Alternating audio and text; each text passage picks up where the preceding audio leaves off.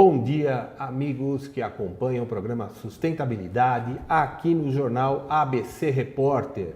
E hoje vamos falar sobre eficiência energética para você, dona de casa, para um amigo empresário que tem uma pequena loja ou um armazém, enfim, todas as áreas de tamanho diversos que podem se valer da economia de energia elétrica que anda cara e água.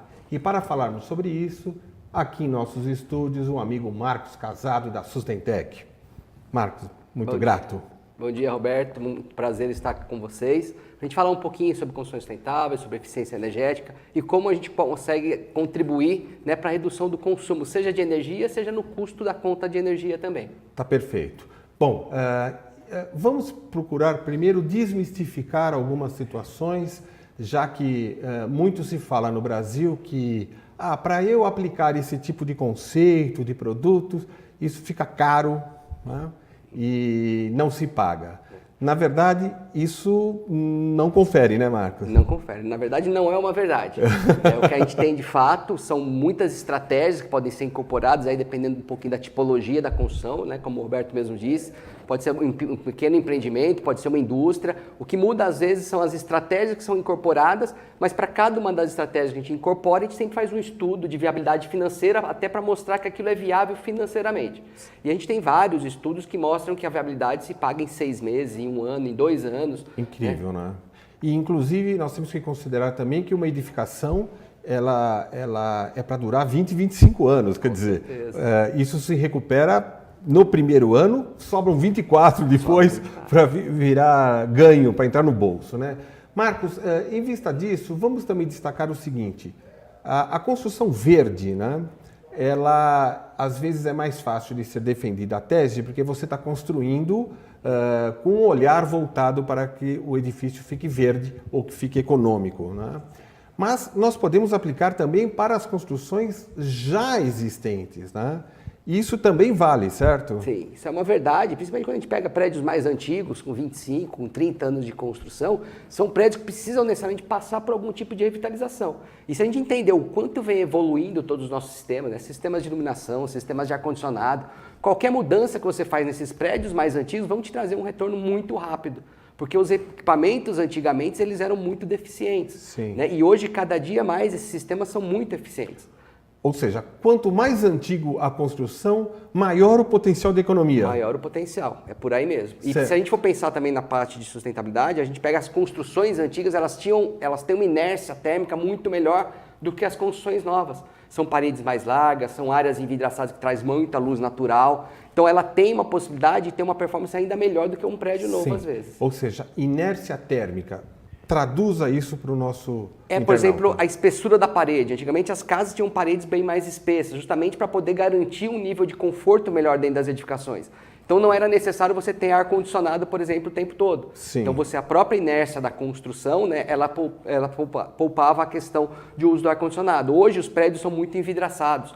A gente não pode esquecer que a gente está num país tropical, onde o ganho de calor pela fachada é muito grande. Sim. Então você tem que buscar soluções aí que minimizem isso. Sim. E com isso reduzam o consumo de energia. Ou seja, onde entra a luz, entra calor, consequentemente, né? Então a gente tem hoje muitas estratégias que possibilitam você, por exemplo, tem vidros hoje de altíssima performance, que garantem uma redução muito grande da carga térmica. Mas se você construir uma edificação e não pensar numa especificação exata correta do vidro, você pode ter um problema.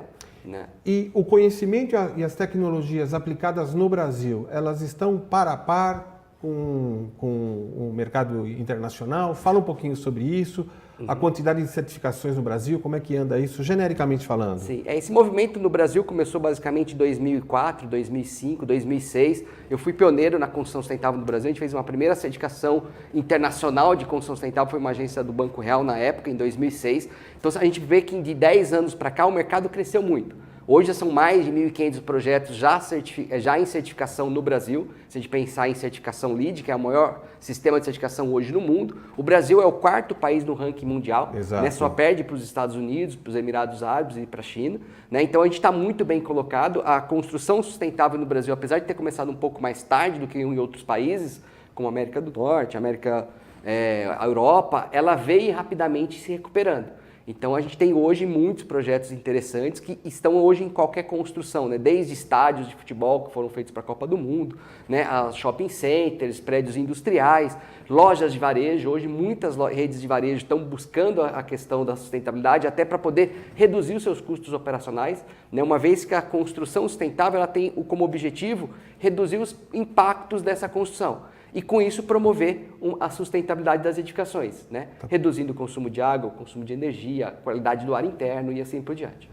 Quando você fala de certificação, só para esclarecer o público, quer dizer, para esses prédios que estão sendo construídos sob a ótica de certificação, ela recebe uma chancela de que aquele prédio é verde, vamos chamar assim. Exato. É isso que você quer dizer, exato, né? Tem um organismo internacional chamado US Green Building Council, que é o que promove a certificação LEED, Leadership in Energy Environmental Design. É uma certificação para empreendimentos sustentáveis. Então ela tem umas regras que você precisa adotar desde a fase de projeto e construção, e depois do edifício pronto você tem a chancela desse organismo de certificação que garante que aquele edifício de fato é sustentável. Tá perfeito. Então vamos pegar agora o primeiro exemplo. Eu peço para o pessoal da técnica me auxiliar nisso, a Bel também controlando, a foto número 1, por favor. Está no ar? Bom.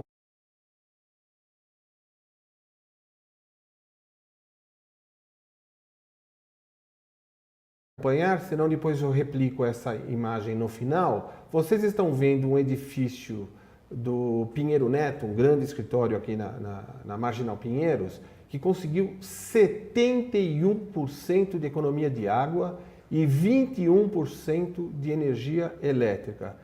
Isso resultou em R$600 mil num ano, né? Ou seja, 71% de água é uma loucura. Fala um pouquinho, por exemplo, desse edifício, que poderia ser um edifício residencial e não necessariamente comercial, mas é. Fala um pouquinho o que você fez nesse prédio para conseguir esta mágica de 71% de economia de água. Esse é um exemplo do que a gente estava falando dos prédios antigos, né? Apesar de não ser um prédio muito antigo, ele já tinha 10 anos de operação quando a gente entrou fazendo esse trabalho. E para reduzir o consumo de água, a gente partiu da premissa principal, que é reduzir o consumo de água. Como que eu reduzo o consumo de água? Através de dispositivos mais eficientes. Então a gente tem hoje torneiras com dispositivos economizadores, que você põe arejadores na ponta da torneira, que reduz o consumo da água. Você tem válvulas de descarga que elas têm duplo acionamento hoje, então em vez de ela dar uma descarga de 9 litros, como são as válvulas mais antigas, ela vai reduzir para 6 ou para 3 litros essa descarga, dependendo do uso.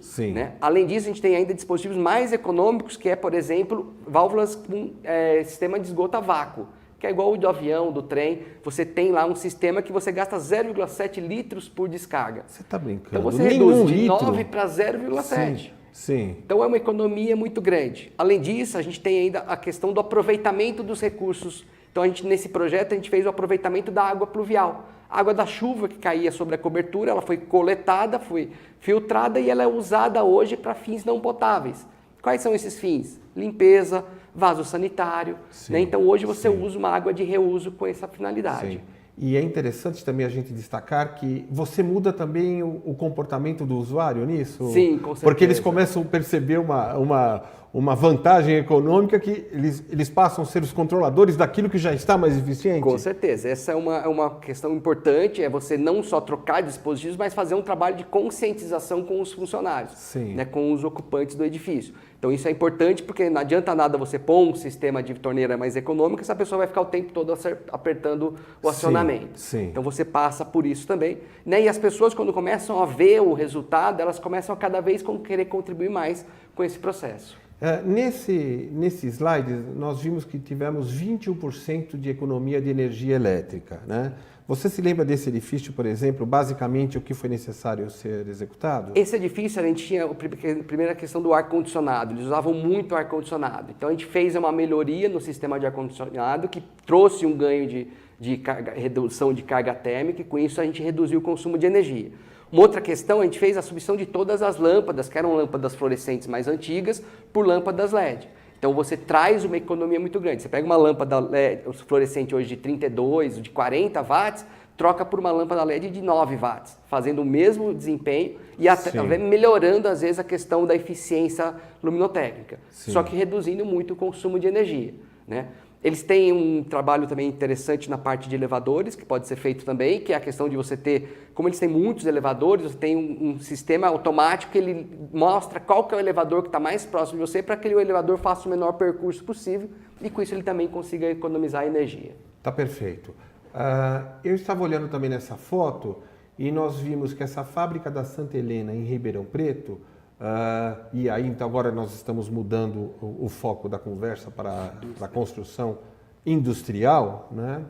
A gente deveria partir do pressuposto que as análises de eficiência energética seriam habitué dentro da empresa, né? Sim. Mas isso acaba desapercebido no dia a dia porque você conseguiu 34% de economia de energia elétrica. Perfeito. Nesse caso, faça um resumo sobre o que foi obtido. Em indústria, a gente normalmente parte de algumas outras estratégias mais interessantes. Por exemplo, as indústrias normalmente têm áreas de cobertura muito grandes, como shopping centers também. Então, a gente parte da melhoria da envoltória. O que é a envoltória? São as paredes, a fachada do edifício e a cobertura.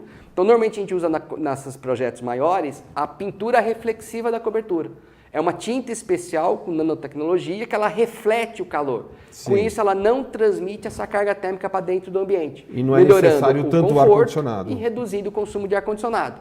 Então, são uma das principais estratégias que a gente faz quando a gente fala em galpões maiores, horizontais. Uma outra estratégia que a gente faz muito em indústria é a questão da energia reativa. É uma energia que a indústria gera com o acionamento dos motores elétricos. Sim. Então, a gente tem bancos de capacitores que são instalados para corrigir essa energia reativa e, com isso, você traz um ganho muito grande de energia também. Tá. E uma outra alternativa muito interessante para esses galpões maiores é a questão da energia fotovoltaica. É você gerar energia através da radiação solar. Vamos chamar de energia Exato. Solar, tá? Energia fotovoltaica é aquela que é gerada através da radiação solar. Sim. Ela aquece as placas, né, as placas de silício, e com a movimentação dessas placas elas geram energia. Isso até um tempo atrás era muito difícil no Brasil, porque o custo era muito alto. Para vocês terem uma ideia, em 2006, no projeto do banco, quando a gente usou esse sistema de energia fotovoltaica, a gente chegou a pagar R$60 mil o quilowatt-hora da energia fotovoltaica. Hoje, esse custo está em torno de R$4.500, R$5.000. Então, quer dizer, caiu mais de 10 vezes o preço em 10 anos. Sim, é uma tecnologia que cada vez vai ganhar mais espaço e vai tornar mais viável ainda a questão da geração energética. Só para esclarecer para o público, quer dizer, você pode ter o aquecimento solar para aquecer água, para tomar um banho numa residência, né? Mas você pode também produzir energia. Se você produzir essa energia, caso você produza 100% do seu consumo, ótimo, você não vai pagar nada para a tua concessionária. Perfeito. Se você produzir metade, você paga metade da sua conta de energia para a concessionária e a outra metade fica a economia, é isso? É isso mesmo. É então, você faz normalmente esse cálculo para entender qual que é o tamanho do sistema que eu vou instalar. Normalmente a gente não dimensiona para 100%, porque você tem períodos, durante fim de semana, às vezes a indústria não funciona ou o estabelecimento não funciona e ele vai estar gerando energia. Porque o sol vai estar lá todo dia. Então a gente faz um dimensionamento para que esse investimento inicial seja o menor possível e você aumente o tempo de retorno. Sim. E é interessante também que no teu trabalho você dá esse tempo de retorno, né? Quer dizer, não é que o cliente fica, vamos dizer, às cegas, fala, bom, aonde vai terminar isso, né? O estudo já contempla esta visão, né? Você põe X e recupera em tanto tempo. É isso mesmo. Tá perfeito. Eu pediria para que a técnica colocasse também no ar uma área comercial, que é a economia obtida no Shopping Metropolitano da Barra. Dá para colocar no ar, Milton? Estamos colocando lá? Nós vamos entrar com o comercial agora? Tá, daqui a pouquinho o Milton vai colocar no ar, então, a economia do obtido na Barra, mas eu posso me antecipar, antes dele colocar a foto, que 68% do consumo de água nesse shopping do Rio de Janeiro foi economizado durante o ano e 18% de energia elétrica. Em resumo, isso trouxe R$1 milhão de economia. É muito dinheiro, Marcos. É muito. Esse é um projeto interessante, esse é um projeto novo, a gente começou desde o início do projeto, então aí você tem uma oportunidade ainda maior de buscar essas estratégias de eficiência, né? Então por isso a gente consegue números ainda maiores. No caso do shopping, o que a gente consegue fazer, como eu estava falando da indústria, são áreas de cobertura muito grandes. Então você tem a possibilidade de fazer a captação da água da chuva e no shopping em especial a gente também faz a parte de tratamento da água. Sim. Então toda a água gerada no shopping, a água do lavatório, a água dos vasos sanitários, ela vai para um sistema de tratamento de água cinza e água negra, né, que é a água lavatório, chuveiro são águas cinzas, água de esgoto primário, onde tem fezes, é água negra. Você faz um sistema de tratamento e trata essa água para poder reusar de novo dentro do próprio shopping center. Como a gente tem no Rio de Janeiro uma condição de pluviométrica que não é tão interessante quanto São Paulo, então muitas vezes quando você tem um regime maior de período sem chuva, a água gerada pelo shopping, ela está sendo tratada, ela garante então esse percentual ainda maior de economia. Quando você diz que o índice pluviométrico não é tão interessante quanto São Paulo, explica um pouquinho isso, o aspecto da sazonalidade e tudo mais. Perfeito. Toda vez que a gente vai fazer um estudo de captação de água de chuva, a gente faz sempre o cálculo do balanço hídrico. O que é o balanço hídrico? A gente entender o quanto ele vai gastar de água durante o seu uso e o quanto ele tem de oferta, que é a questão de quanto que tem de água pluvial, água de chuva na região e o quanto você vai estar gerando com as águas cinzas e as águas negras que estão sendo geradas no próprio shopping. Sim. Então a gente faz um balanço hídrico e tenta buscar um equilíbrio entre você ter um reservatório não tão grande, que teria um investimento muito grande, então você diminui o tamanho do reservatório em paralelo com o sistema de tratamento de água cinza. Então isso possibilita que o seu investimento inicial seja menor do que o investimento que você teria se você for pensar em trabalhar só a questão da água da chuva. Como o regime pluviométrico no Rio de Janeiro ele não é constante, você tem períodos de estiagem maiores, se você trabalhar só com água de chuva, você teria que ter reservatórios muito grandes para no período que não chove... E gastar muito dinheiro para armazenar uma quantidade imensa de água. Exato. Né? Então aí que está o grande fiel da balança, é você fazer esse cálculo do balanço hídrico para ter o menor investimento possível. Tá ok. Bom, nós vamos chamar nossos comerciais e na volta o Marcos vai falar um pouquinho sobre empreendimentos menores que podem ser aplicados essas estratégias. Até já. Pior que não ler jornal é ler apenas um jornal. Leia, assine e anuncie no Jornal ABC Repórter. 4224-4789. Se você é notícia, foi ou vai ser, ligue para a nossa redação ou mande um e-mail para redação@jornalabcreporter.com.br. ABC Repórter, o diário. www.jornalabcreporter.com.br.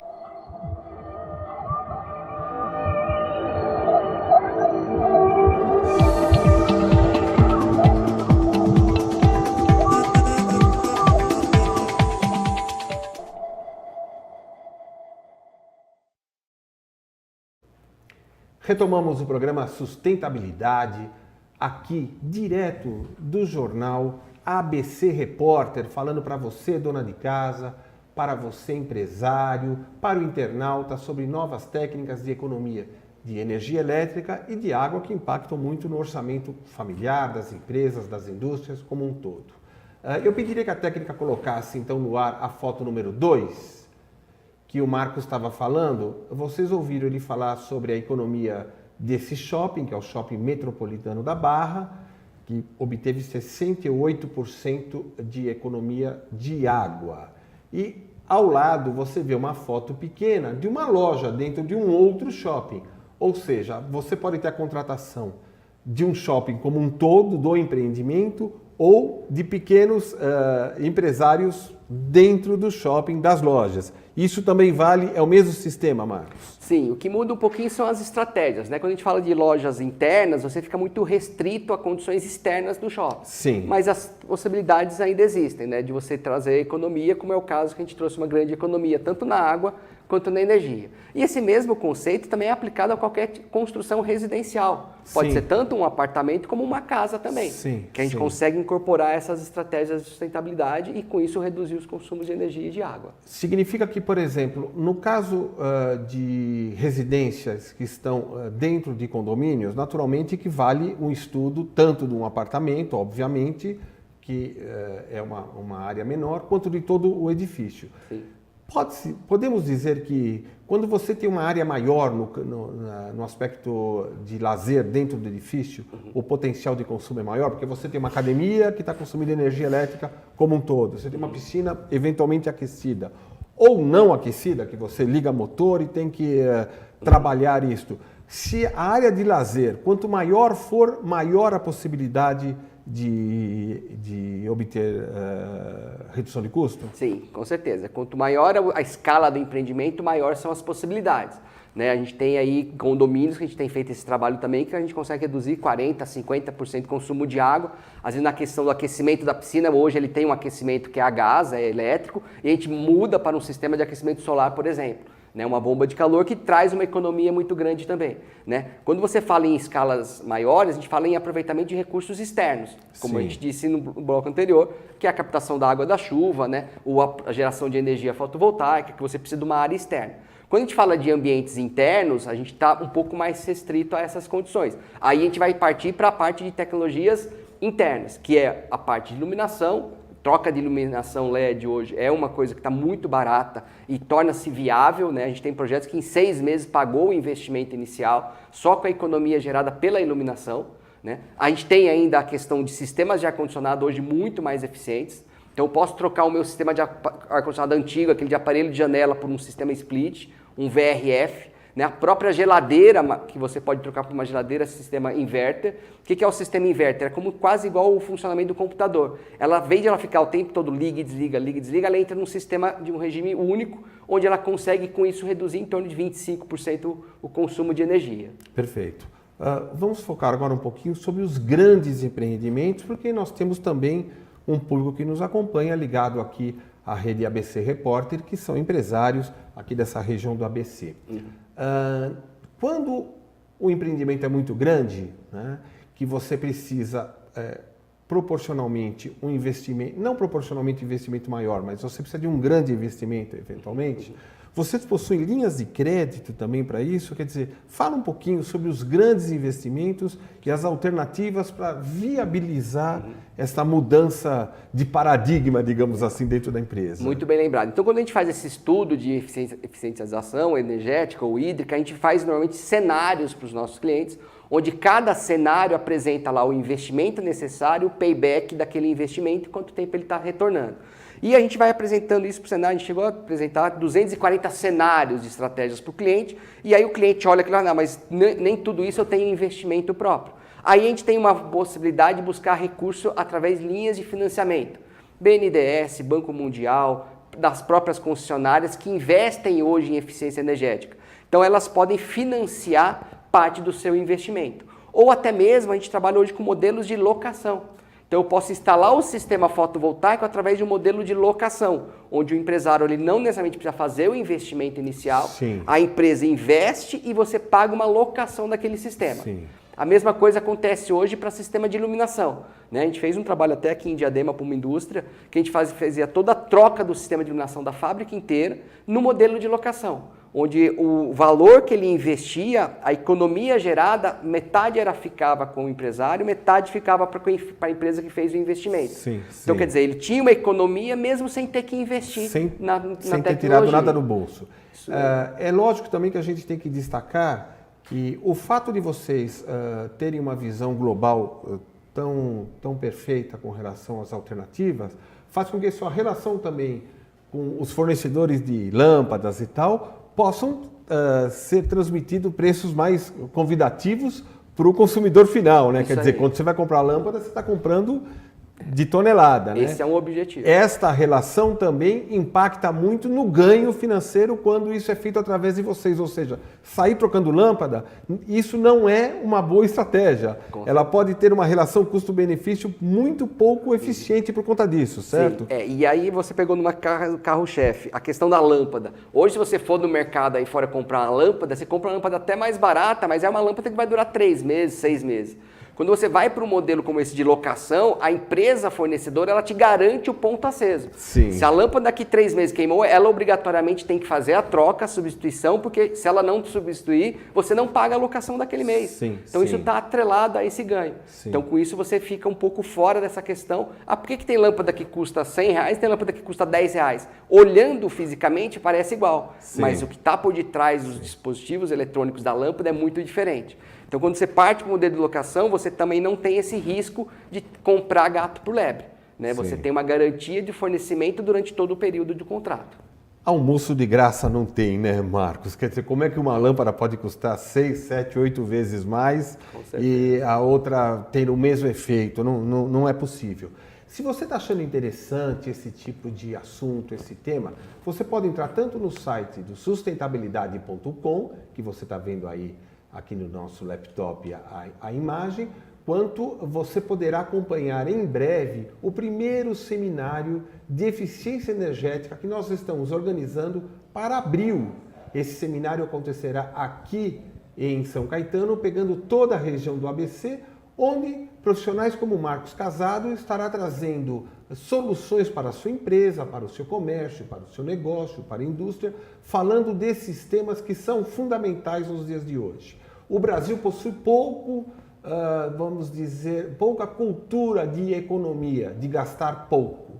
Isso não faz parte do modus operandi do brasileiro.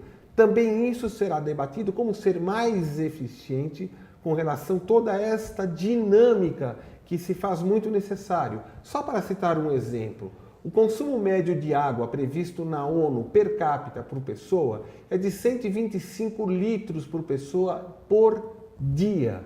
São Paulo, nós paulistanos e paulistas, consumimos cerca de 250 litros, é o dobro. E no Rio de Janeiro, 275, se não me falha a memória. Esta mudança ou seja, mais do que o dobro daquilo que a ONU prevê como razoável no consumo médio por pessoas. Então, o programa Sustentabilidade se propõe não só a trazer essas soluções, como também transformar a cultura da sua empresa, a cultura do consumidor, a cultura do síndico do prédio, do faxineiro do prédio. E todo esse trabalho você pode ter maiores informações no sustentabilidade.com, que traz essas matérias, como na nossa coluna, que toda quarta-feira, esta por ser quarta-feira após o Carnaval, será publicada amanhã, na quinta-feira, onde nós estamos trazendo esta dinâmica para que você, morador do ABC, possa acompanhar toda essa nova transformação cultural, onde você encontra somente aqui no jornal ABC Repórter. Marcos, o que você gostaria de também destacar com relação a essa nova mudança cultural que está acontecendo no Brasil, que nós estávamos citando? Eu acho que isso acaba sendo forçado até pela questão do custo, né? Você vê que a gente vira e mexe, a gente está entrando no custo da bandeira vermelha no Brasil. Por quê? A gente está num problema crítico hoje que é falta de energia. Né? Devido à crise industrial, a gente não passou ainda por questão do apagão. Sim. Mas com a retomada da economia esse ano, a gente vai ter um sério problema com relação ao fornecimento de energia.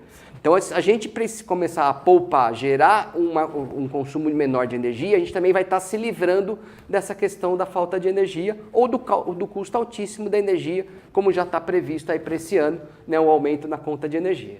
Tá perfeito. Eu quero só destacar mais uma vez que o fato da economia, especialmente da indústria, ter reduzido 15% o consumo de energia elétrica, faz parecer que não esteja faltando energia.